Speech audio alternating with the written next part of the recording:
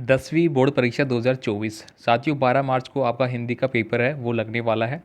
और इस वीडियो में दोस्तों मैं आपको ऐसे पर्सन बताने वाला हूं जो आपके बोर्ड एग्ज़ाम के लिए जो टीचर आपके क्वेश्चन सेलेक्ट करके आते हैं वो पेपर में आपको यहाँ पे जो पर्सन आने वाले हैं वो मैं आपको इस वीडियो में बताने वाला हूं। तो आपसे रिक्वेस्ट है इनको आप अच्छे से ज़रूर देख लेना, गारंटी के साथ दावे के साथ मैं कह रहा हूँ। आप इन प्रश्नों को अच्छे से पढ़ लेना, आपको 100% एग्ज़ाम में देखने को मिलेंगे। तो चलिए अपन यहाँ पे स्टार्ट करते हैं। आपकी इच्छा के ऊपर है, देखिए देखे न देखे, मैं आपको विश्वास के साथ कह रहा हूँ, बाकी आपकी मर्ज़ी है। बाकी अगर आपको इसकी पीडीएफ फाइल चाहिए तो आपको हमारा ऐप है वो डाउनलोड कर लेना है, लिंक डिस्क्रिप्शन बॉक्स में दिया गया है। वहाँ पे आपको नोट सेक्शन में ये मिल जाएगा, वहाँ से आप इसको डाउनलोड कर लेना भाई। तो यहाँ पे देखिए, सबसे पहले आपको पता है कि आपके अपठित गद्यांश है वो पूछा जाता है और उससे रिलेटेड कुछ क्वेश्चन पूछे जाएंगे। यहाँ पे अपठित गद्यांश की मैं बात करूँ तो यहाँ पे एक गद्यांश दिया गया है जिसमें कि आपको कुछ इम्पोर्टेंट बातें दी गई है, जैसे कि हम एक ऊंची ग्राम सभ्यता के उत्तराधिकारी हैं। हमारे देश की विशालता, जनसंख्या की विशालता और हमारी भूमि की स्थिति तथा जलवायु के मनो यह तय कर रहा हो कि इसकी सभ्यता ग्राम सभ्यता ही होगी। तो यहाँ पे ये प्रकार का एक पैसेज दिया गया है जो कि आप देख लेंगे पीडीएफ फाइल में। ज़्यादा टाइम नहीं लूँगा, आपका थोड़ा सा टाइम ले रहा हूँ, बाकी आप लगातार जो पढ़ रहे हैं आपकी परीक्षाओं के लिए वो पढ़ते रहिए, कोई दिक्कत नहीं है, मैं डिस्टर्ब भी नहीं करूँगा आपको। और इसके रिगार्डिंग है वो यहाँ पे देखिए कुछ पर्सन है जो कि इससे रिलेटेड रहेंगे, जिसका आंसर आपको इसको पढ़ के देना होगा। यहाँ पे जो दूसरा पर्सन है, निम्नलिखित अपठित काव्यांश को पढ़कर कुछ प्रश्नों के उत्तर देने हैं। काव्यांश की बात करें तो यहाँ पे देखिए, क्षमा शोभती उस भुजंग को जिसके पास गरल हो, उसको क्या जो दंतहीन विषहीन विनीत सरल हो। 3 दिवस तक पंथ मांगते रघुपति सिंधु किनारे, बेटे पढ़ते रहे छंद अनुई के प्यारे प्यारे। तो यहाँ पे इस प्रकार का ये एक आपको क्या दिया गया है भाई, काव्यांश दिया गया है, ये पढ़ना है। और ये आपने ऑलरेडी पढ़ा हुआ होगा अगर किसी विद्यार्थियों का, क्योंकि आपने बहुत सारे देखे होंगे पठित काव्यांश वगैरह, आपके पास जो भी पासबुक होगी डेस्क वर्क वगैरह उसमें तो पढ़ा होगा, तो इम्पोर्टेंट है भाई, ठीक है। तो इससे रिलेटेड ये कुछ पर्सन है उनका आंसर आपको देना होगा। इसके बाद देखिए यहाँ पे आपके जो पार्ट से रिलेटेड आपके ऑब्जेक्टिव टाइप के पर्सन आएंगे, आपके 12%, 12 से 15% आने की संभावनाएं हैं। तो यहाँ पे देखिए ये हम देखेंगे, देखिए संस्कृति पाठ के अनुसार मौसम से बचने या शरीर को सजाने के लिए किसका आविष्कार है वो किया गया था। तो ये आप यहाँ पे देखेंगे भाई। देखिए मौसम से बचने या शरीर को सजाने के लिए, देखिए मौसम से भी बच रहे हैं अपन और शरीर को भी सजा रहे हैं। तो अब देखिए यहाँ पे आभूषण दिए गए हैं सुई धागे का, वस्तुओं का। तो देखिए यहाँ पे आपको सही टिक करना होगा, आपने जो पढ़ा है उस हिसाब से। इसके बाद देखिए यहाँ पे सहनाई की मंगल ध्वनि का नायक किसे कहा गया है, तो ये आपको मिल जाता है। साथ ही साथ मैं आपसे रिक्वेस्ट करूँगा कि 10वीं क्लास के लिए अगर हिंदी की बात करें, एसएसटी की बात करें, विज्ञान की बात करें और साथ ही साथ हिंदी ग्रामर की बात करें, ये सारे चैप्टर है आपको, सारे ऑब्जेक्टिव पर्सन जितने भी ऑब्जेक्टिव पर्सन आपके आने वाले हैं इस बार, वो टेस्ट सीरीज़ के माध्यम से ऐप पे अपलोडेड है। वहाँ पे आप अपनी कक्षा के अनुसार, आपके सब्जेक्ट के अनुसार टेस्ट दे सकते हैं। अगर मैं यहाँ पे टेस्ट की बात करूँ तो लगभग आपको 70 से 80% है वो प्रत्येक टेस्ट में दिए गए हैं, जो कि आपके लिए बहुत अच्छे हैं। इनका सॉल्यूशन भी आप ऐप में ही प्रोफाइल पेज में जाके देख सकते हैं भाई, टेस्ट हिस्ट्री जो होगी उसमें। तो उम्मीद करता हूँ आप ज़रूर देंगे। अब देखिए यहाँ पे अगला है, लेखिका मनु भंडारी के पिता राजनीति के साथ साथ और किन कार्यों से जुड़े हुए थे। यहाँ पे देखिए, बाल गोविंद भगत की प्रतिभा कब शुरू हो जाती है। कवि ने बच्चे की मुस्कान देकर बच्चे के साथ और किसे धन्य बताया है। मैं यहाँ पे आपको पेपर बता रहा हूँ, सिर्फ पेपर आपको बता रहा हूँ, बाकी आप पर्सन आंसर जो पढ़ रहे हैं वो खुद से पढ़ेंगे भाई लोगों। बाकी इन सभी के जितने भी आंसर हैं वो मैं ऑलरेडी ऐप पे अपलोड किए हुए हैं, वो आप देख सकते हैं टेस्ट सीरीज में। कवि निराला किस वाद के कवि थे। आत्मकथ्य कविता में कवि ने अपनी आत्मकथा को कैसा माना है। ये मान लीजिए कि 100% आने वाला पर्सन है, मैं देखिए दाव के साथ बता रहा हूँ। और इससे रिलेटेड जो पर्सन रहेगा बड़ा पर्सन, वो भी आपके एग्ज़ाम में आएगा भाई। देखिए परशुराम के बारे में ऐसा हो नहीं सकता कि आपका पेपर बने और परशुराम जी के बारे में पर्सन ना आए, रट लेना भाई। देखिए इतने विश्वास के साथ कह रहा हूँ, बाकी देखिए कोई दिक्कत नहीं है, आप जैसा पढ़े वैसा आपकी मर्जी है भाई।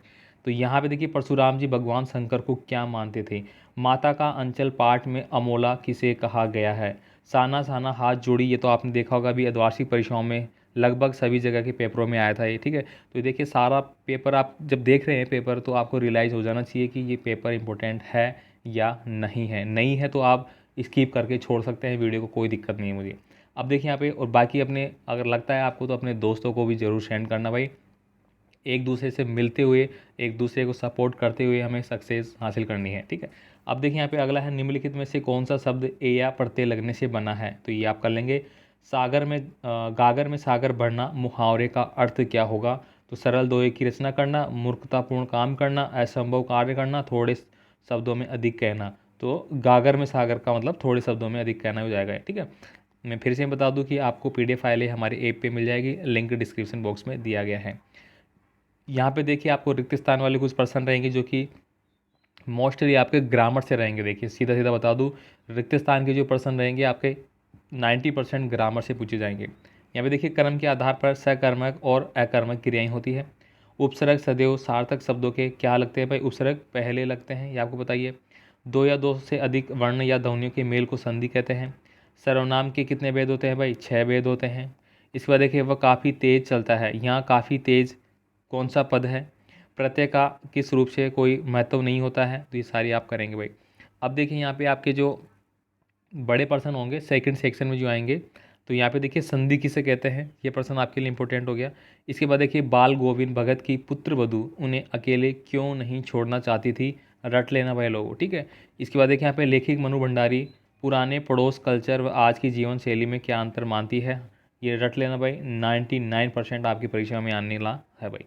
इसके बाद देखिए यहाँ पे अगला पर्सन जो था, मर्यादा न लही के माध्यम से गोपियाँ कौन सी मर्यादा न रहने की बात कही रही है? मनुहिर मन ही हरियर सूझ लक्षण के इस लक्ष्य का क्या आशय है? हिरोशिमा कविता के सृजन में सहानुभूति कार्य कर रही है, इस कथन को आपको सिद्ध करना है। यहाँ पे देखिए बच्चे माता पिता के प्रति अपने प्रेम को कैसे अभिव्यक्त करते हैं? माता का अंचल पाठ के आधार पर आपको स्पष्ट करना है, रट लेना भाई। ठीक है, इसके बाद देखिए यहाँ पे अगला जो है हमारा, यहाँ पे आते हैं सेकंड सी सेक्शन। इसमें देखिए यहाँ पे आपका है यह दंतुरित मुस्कान कविता में जो ये वाला पार्ट है, रट लेना भाई 100%। उज्ज्वला गाथा कैसे गाऊं मधुर चांदनी रातों की पंक्ति के माध्यम से कवि क्या कहना चाहता है? इसके बाद देखिए यहाँ पे अगला है, लेखक ने काशी को संस्कृति की पाठशाला क्यों कहा है? नौबत खाने में इबादत पाठ के आधार पर आपको बताना है। अगला देखिए, लेकिन भगत का निर्णय अटल था, तू जा नहीं तो मैं इस घर को छोड़कर चला जाऊंगा, ऐसा बाल गोविंद भगत क्यों कह रहे थे? इसके बाद देखिए यहाँ पे अगला है, बच्चे बचपन में निर्दोष निर्भय और मस्त होते हैं, उन्हें परिणाम की चिंता नहीं होती है। माता का आंचल जो पाठ है उसके आधार पे आपको बताना है। साना साना हाथ जोड़ी पाठ में जितेंद्र नार्गे ने लेखिका को सिक्किम की प्रकृति, वहाँ की भौगोलिक स्थिति एवं जनजीवन के बारे में क्या महत्वपूर्ण जानकारियाँ दी हैं। इसके बाद देखिए यहाँ पे आपको कुछ निबंधात्मक प्रश्नों की मैं बात करूँ तो ये आप देखना होगा, जैसे आतंकवाद हो गया, आतंकवाद के कारण वगैरह। ठीक है, तो यहाँ पे आतंकवाद से रिलेटेड मैंने एक यहाँ पे बताया, सिर्फ एक।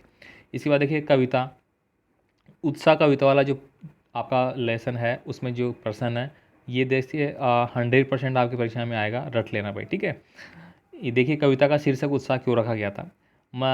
मर्यादा न लही के माध्यम से गोपियाँ किनको, अभी अभी हमने बात करी थी।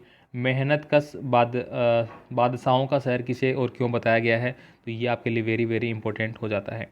माता का अंचल पाठ में लेखिका की माँ के लेखक को भोजन कैसे कराती है? देखिए माता के अंचल की पाठ से रिलेटेड है वो, लगभग ज़्यादा पर्सन इस वीडियो में मैं आपको बता रहा हूँ और ये आएंगे ही आएंगे आपको। ठीक है, यहाँ पे देखिए अगला जो दिया गया है, छोड़कर तालाब मेरी झोपड़ी में खिल रहे जलजात, कवि ने ऐसा क्यों कहा है? यह तंदुरित मुस्कान कविता के आधार पर बताना है भाई। लक्ष्मण को परशुराम को मारने पर पाप और अपशय की संभावना क्यों थी? इसके बाद देखिए यहाँ पे कबीर पंथ मानव को किस प्रकार जीने की प्रेरणा देता है? बाल गोविंद भगत पाठ के आधार पर आपको बताना है। यह एक अलग काशी है, लेखक यतीन्द्र मिश्र ने इस काशी की बारे में क्या और क्यों कहा है? तो यहाँ पे दोस्तों मैंने आपको लगभग है वो 15 से 20 प्रश्नों के बारे में डिस्कस किया है, जो कि आपको अच्छे से देख लेना है। मैं 100% कह सकता हूँ कि अगर आपने इन प्रश्नों को पढ़ लिया तो जो विद्यार्थी थोड़ा वीक है, वो सोच रहे हैं कि मुझे तो पास होना है या कोई नहीं, वो आराम से पास हो जाएंगे और जो अच्छे तैयारी कर रहे हैं उनके अच्छे मार्क्स आ जाएंगे। बाकी दोस्तों के साथ ज़रूर शेयर कर देना वीडियो, और PDF फाइल है वो ऐप पे मैंने ऑलरेडी बता दिया है, वहाँ पे आपको मिल जाएगी। और अपने दोस्तों को ऐप का लिंक भी आप सेंड कर सकते हैं ताकि वो ज़्यादा से ज़्यादा टेस्ट देके अपनी तैयारी को और बेहतर कर सके, क्योंकि आने वाला जो समय है अब बच गया आपके पास 8-10 दिन, उनमें आपको रिवीजन ज़्यादा से ज़्यादा करना है, इसीलिए टेस्ट सीरीज़ आपको देना अनिवार्य रहेगा भाई मेरे हिसाब से तो। बाकी आप अपने हिसाब से जो करें ठीक है भाई। मिलते हैं अगले वीडियो में अगले पेपर की इन्फॉर्मेशन के साथ। धन्यवाद।